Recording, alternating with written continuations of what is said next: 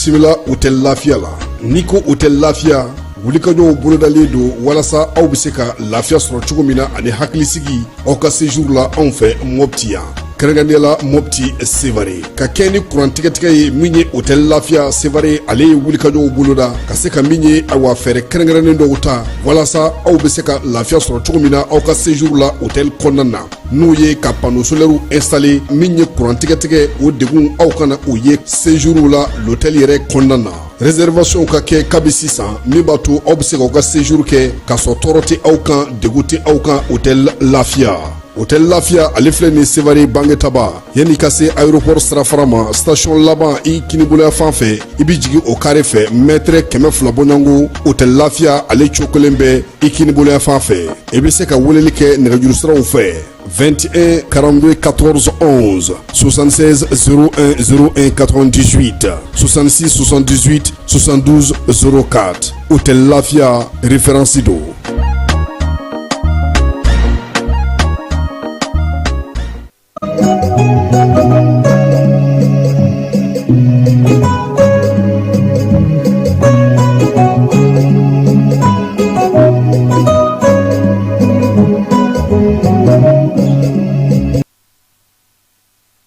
An filɛbaaw ani an lamɛnbaaw k'aw bɛɛ lajɛlen fo k'aw bɛɛ lajɛlen waleɲuman dɔn.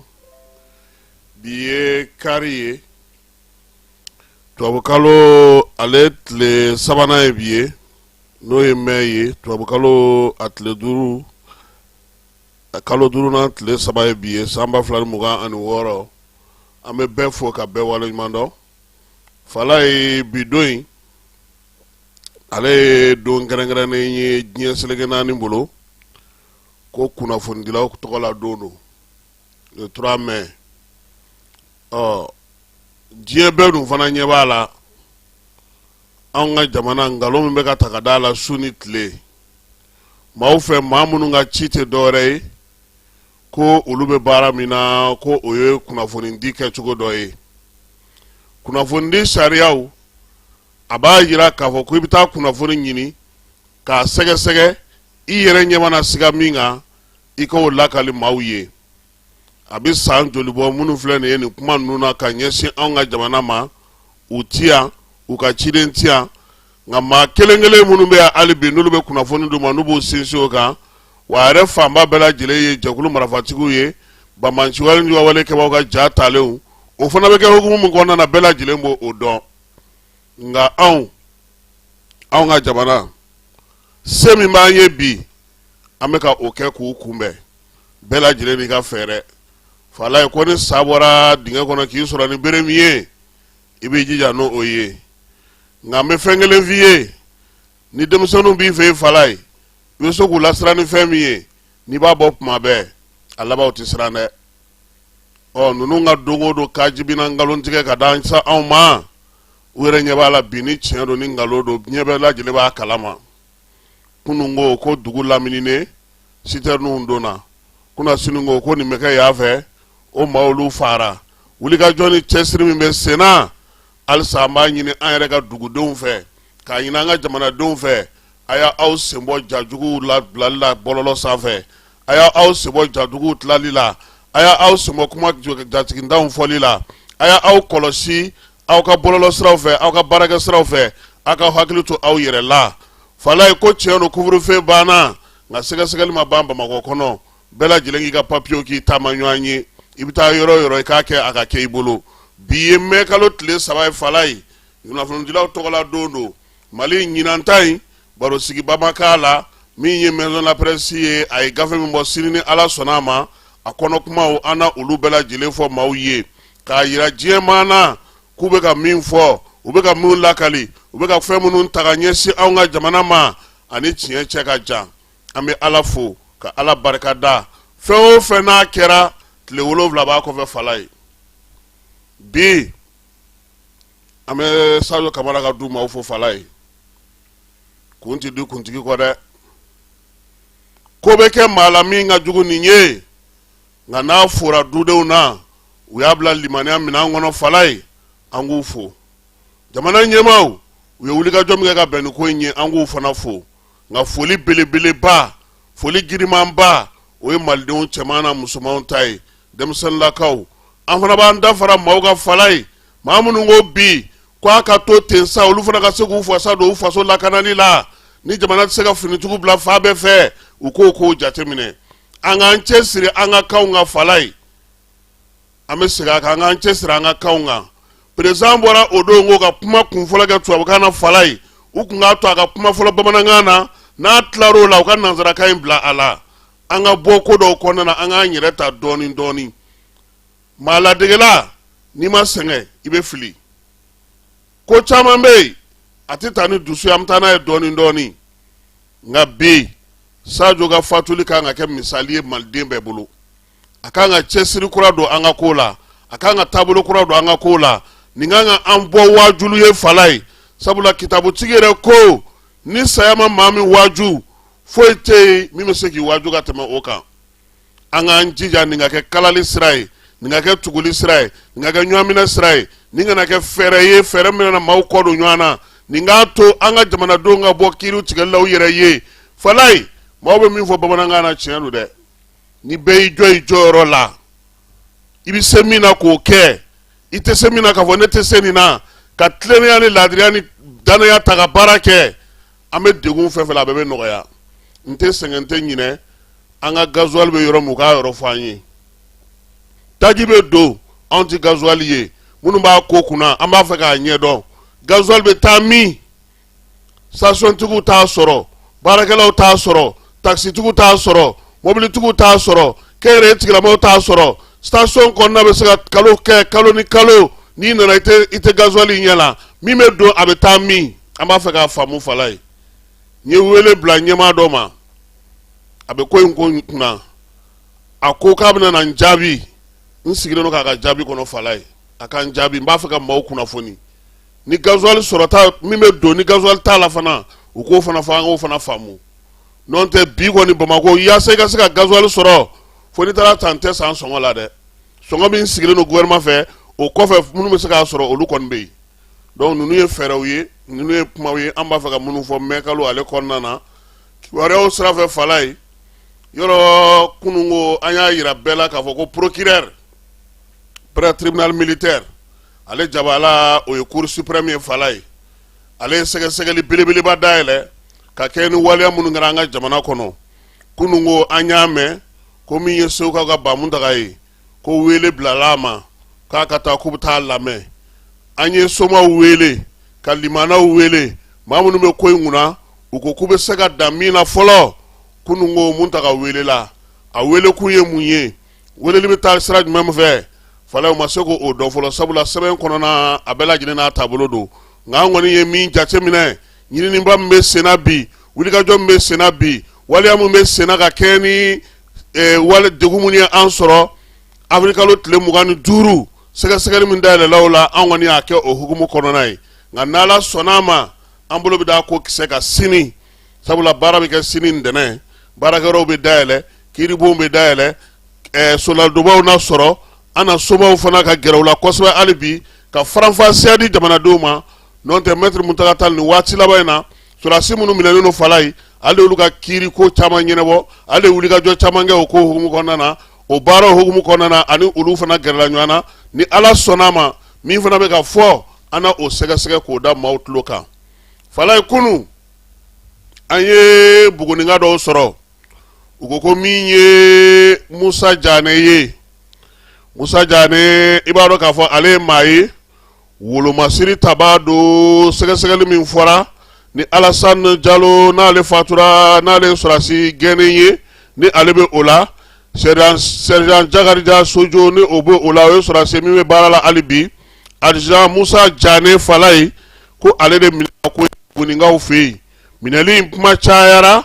an ye sɛgɛsɛgɛli min kɛ ka ɲininkali kɛ fala ye u ko min ye maa kofɔlen in ye a minɛna Buguni donda la n'o ye Buguni n'i bɛ bɔ Bamako ka taa Buguni fala ye i bɛ don yɔrɔ min fɛ n'a fɔ ma ko poste entrée a minɛna olu maaw de fɛ jɔn ni tun b'o kɛnɛ kan armée ale ka bolofara min bɛ n'a fɔ ma ko AT olu mɔgɔw tun bɛ yen polisiw tun bɛ yen gendarmew tun bɛ yen min ye Musa ye ale kun kɛlen don k'i kɛ i b'a fɔ cogo di ko dalayiri don wa an taara jumɛn sotaramani minnu bɛ charbon ta katana ye kabotogo dawla akumbo o dola dlono no iko paranti dlono no cogo mina falai unana se bugunin dondola sorasu ye mobulu fuyeli damine o fuyeli sefe Musa nana ye ka fo ale tena kisi ngo ina akwa be duru do fiena ak duru do fo fiena ay kogota kichu ola sorasi munumei ulu ye mugu kan wili fala mbeni ngangare da ye bire ni ye sorasi ke ko ni ye tir de sommation ke ni be kenega ijo kana bui no na de tir de sommation ko ve ni bori no na abe mugu chila tir de sommation koro de ibe yoro min dai ni yo dansago abe mugu chila na ya ja abe mugu kunama jiginga be idisima donc mako famia tir de sommation de koroy car c'est be yoro min kana boy o Musa ye sorasi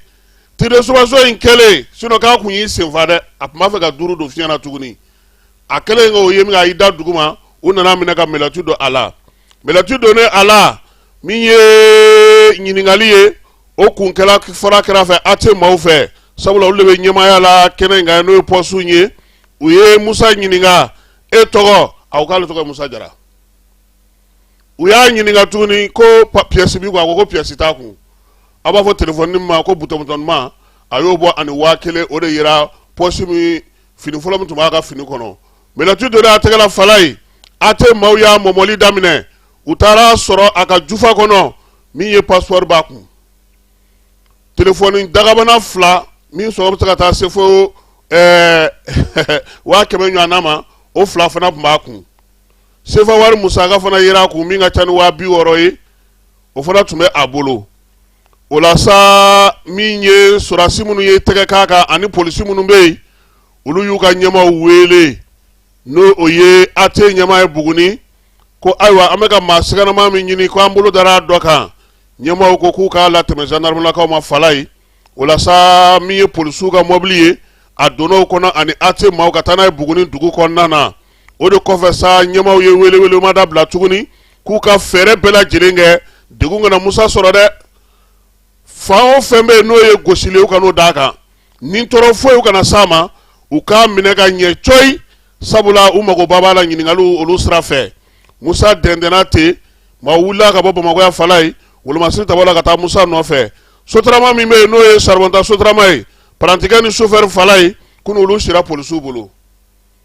o mi ye bara nye akera ni togo ina ka kena anga kuna fonu soralo nye kunu ngo Musa jane na kungara Musa jaraye tega dara ka wale togo be procureur ka sebona la inu olu be ka ke fala dogo ku ngonna na ina fo nya fiye togo mi akera tasibla ye akera miri ye sajo kamara ka soma elemali o janaja kene sigira falai mami fatura ka du kono afrika lo tle muga ani duru bela jile bora ka janaja kene ke koy mi ye bamako jeni konna na ko nyama ya tume general d'armée asimi bolo afrika lo tle bisaba malde chemana musoma bela jile nana kene kay uye jonjon di sajo ma no uye general d'armée mi minye kayira sako afatule ngo fe o jala o taraka de ama minye malide unye ayesi mau miye lagine kauye je fantani nani lasigide munu manfea bela jile nana kana kene ina kana miye sajo ye kana miye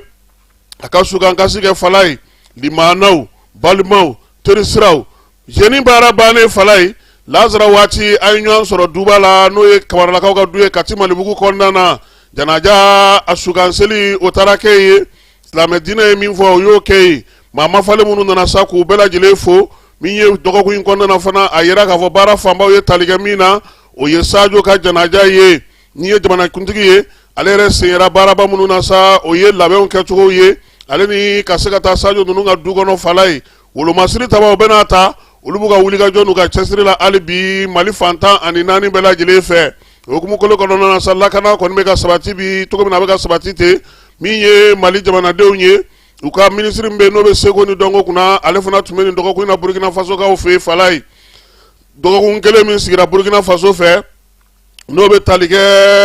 uka segoni dongo atago mugan flana na otarasiki bobo ka ofe afrika lo tle mugan duru kata semme ka lo tle flama ministre Mahmoud Afe kata se premier ministre Anabla Job ulu yera kene kai nga wati mina ko nana gelaya nga jamana kona ya Ablaye Maïga ale segira kana Bamako yasa janaja minnu bɛ ani baara min bɛ Mamu Dafe ale tora ko kunna Burkinakaw fɛ yen Mali seko n'a dɔnko tigilamaw u y'u bila u fila ni dɛbɛ la Nɛba Solo tun bɛ yen a n'a ka baladuma min y'an ka gwadumuso ye n'an ka tobilikɛlaw olu fana tun bɛ yen an ka yiri maani tigilamaw olu bɛɛ lajɛlen tun bɛ yen ka taa fara sa min ye an ka jamanaden fɛn bɛ Wagadugu ni Bobo kɔnɔna na bɛɛ lajɛlen ka taa fara AES taw kan u bɛɛ lajɛlen kɛnɛ kɔnɔna sɔrɔ fala nin dɔgɔkun in na fana labɛnw bɛ ka sabati ko an ka hijidenw bɛ se ka taa cogo min ka degun yɛrɛ baara la dɛ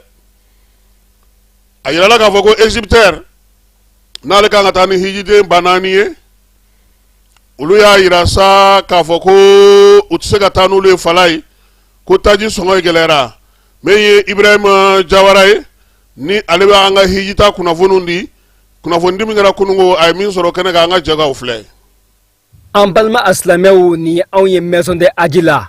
kunnafoni cunenba bɛ yen nɔ bi samedi doyaba in na le 2 mai 2026 an balimaw maison de aji ɲɛmɔgɔba Dr Abdul Fatah Sise a ye wele bila kunnafonidilaw ma bi journalisiw k'u wele ka taga bureau kɔnɔ kunnafoni ni ka bɔ ka bi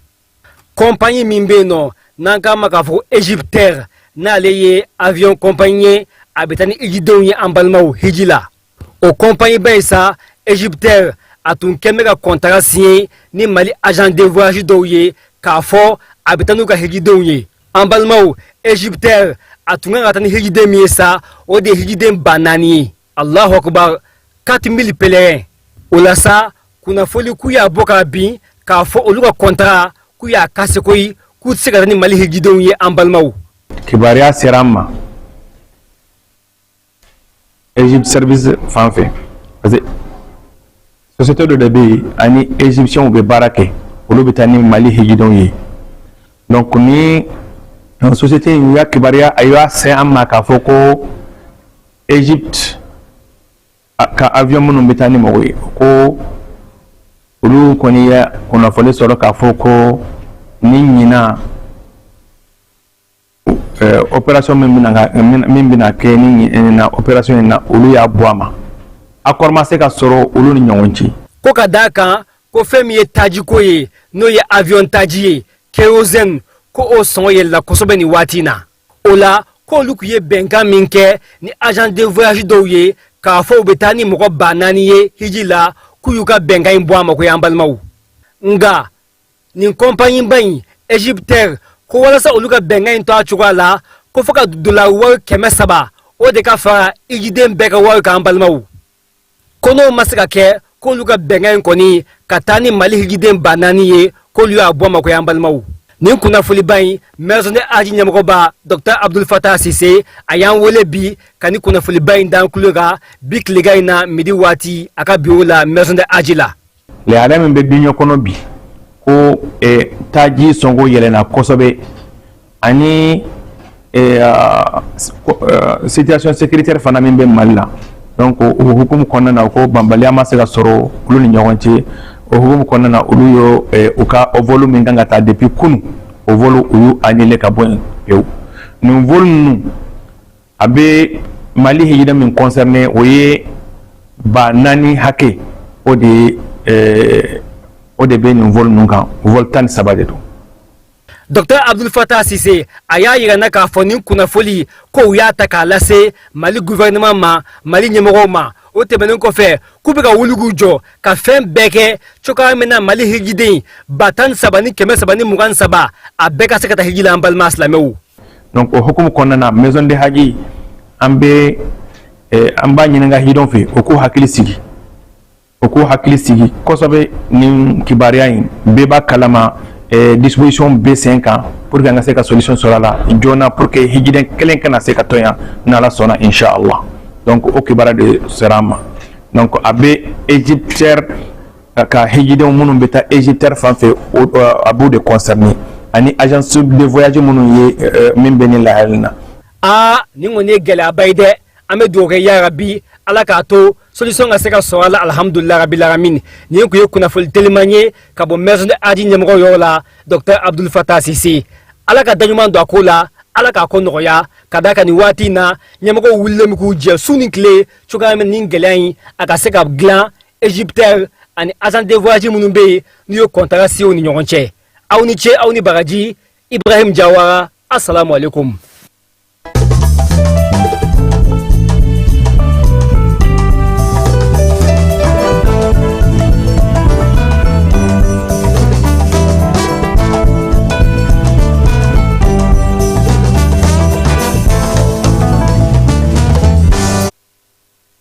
Kunungo malide minnu bɛ New York kaw fɛ yen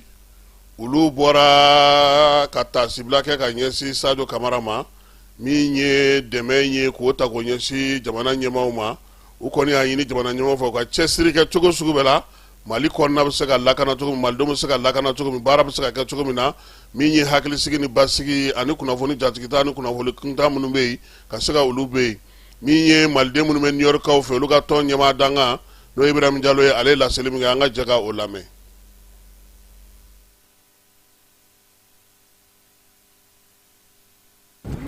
Kɛlɛ cogo la mun kan ka kɛ ladilikan ye pour nous et pour les générations à venir. Ko AES et en particulier le Mali kan bɛ kɛlɛ mun na an bɛ farafinna bɛɛ ka kɛlɛ la. Et je le répète mɔgɔ minnu y'a fɔ c'est des Américains an n'u ye interview kɛ sɔgɔmada in na mɔgɔ caman ye sur les réseaux. Quand Farafina Beka Kelela, Sadio Bini, ils ont beaucoup insisté et j'ai été agréablement surpris car dans le monde de Sadio là, tellement qu'ils ont fait leur leçon ou quand on a quoi ou qu'on fait, en cas de Beka Moufo ou Badon. À Djaranye Abouyanama, ou de la Montse Katemeni pour leur dire bon, merci. Et en même temps, nous association Téléna, mais elle se reconnaîtra, c'est une sœur de la Côte d'Ivoire. Après intervention, Aïdara, voilà. Après intervention Djaranye Kojougou. Alors tu es Djaranye, à quoi on fait, ils s'ignorent dans son bécatis. Tu peux aller, oui. C'est elle. Thank you so much.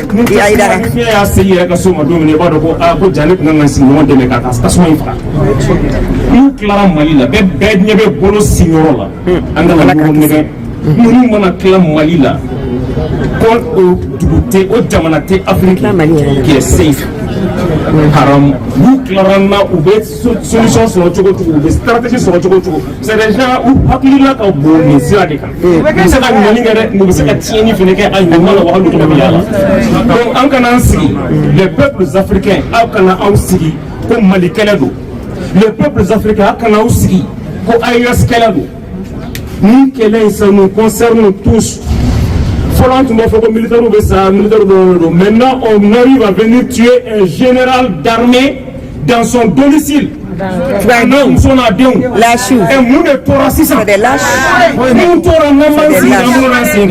On est tous concernés. Mais d'ailleurs, à la carrière Mali, à la carrière Zamanaï, à la carrière Afrique. Merci. Voilà, Kenakaï, Migné, Anga Ségrégé Koro. Balabougou école fondamentale Mamadou Guino Simagala no ye Mohamed Kanté ale yɛrɛ kɛra américain ye sawo a sigilen do ye a fana ye kuma ta min ye Kanté an ka jɛ k'a lamɛn Ségrégé Malien den yɛrɛ den fo les vrais fils du Mali du peuple malien an bɛ an bi na an bɛ Mali ko la an bɛ Afrique ko la on m'a mis problème b'a antala bibi la Mali la il faut qu'un Malien anga donc un Malien la forme malien ça veut dire la grille honnêteté sincérité et dignité ça c'est le peuple malien d'ailleurs minanga un Malien un nyongomine anga nyongo mine jamana wara tamana ni Mali inte ma sisika jamana ngi yu am Mali ete mais asmi fao ndemro kone fao nde Sadio fao nde wage fe nde Maliki Diaw fe au côté amé Maliko là il faut que chacun de nous pense à l'intérêt suprême du Mali l'intérêt personnel égoïste on va plat très faisons face à l'intérêt du peuple malien. On m'a mis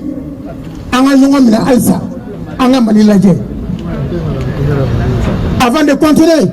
permettez-moi de remercier le président Ibé du Burkina pour son soutien.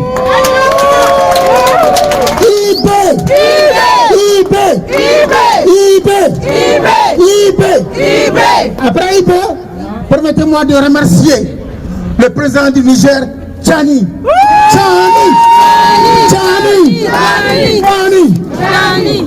Non, Boré, bien vrai qu'il y a un frère qui n'est pas de l'AS qui nous a soutenu, le président de la Guinée, Mamadou Doumbia.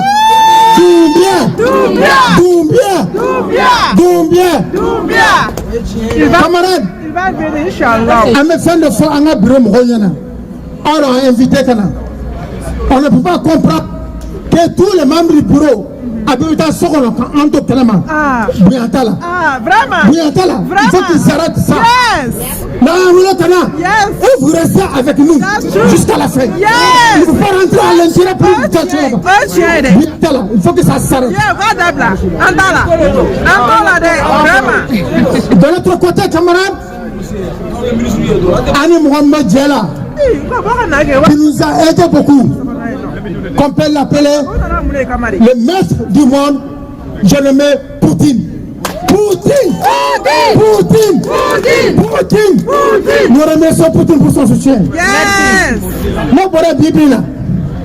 ça doit être là. Ça doit être bon. Ça doit partir se reposer. Elle va continuer le combat au niveau de l'au-delà. Inch'Allah. Et dans cet cas, on a une proposition à faire à nos autorités du Mali de baptiser la région de Kidal région Sergio Camara. Oui, on est d'accord. C'est une proposition que nous soumettrons aux autorités. Et la deuxième proposition concerne quand Koura Fefen Djora de choisir au moins 5 quand Kenenda Sadio Mousso Togola, quand Kanda a deux flau, on nous choisit quand Kanda on nous fera Togola par rapport à cette affaire. C'est une proposition que nous avons blanc en autorité. Nos camarades encore, à nous faire à nous ramener. Les traites. Les traites. Si je dis les traites, à ma femme. Les traites. Les traites. Les vendus. Les vendus. Les corrompus. Les corrompus. Les vendus. Les traites. Camarades, le contrôle est toujours à bas. Macron.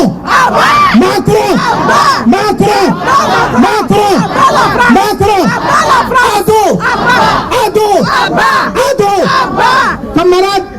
maintenant, Boré. Les pays nous font terroristes.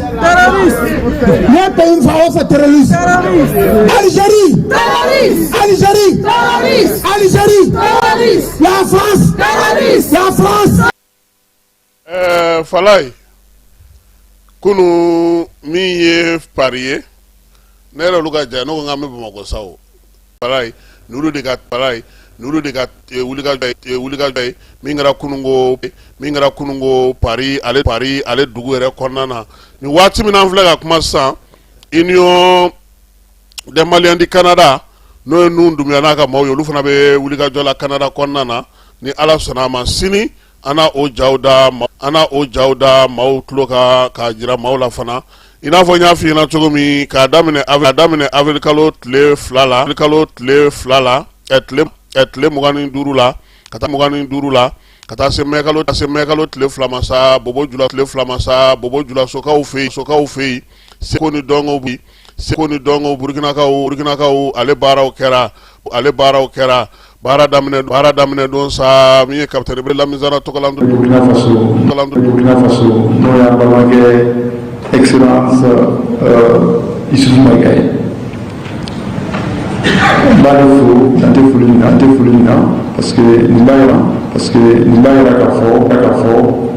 ale ka bara ale ka baara ye ka Mali ni baga jakulu no ye risilakaw ye u ye munumunu salo kɛ sa Menaka dugu ni a lamini na Menaka sabula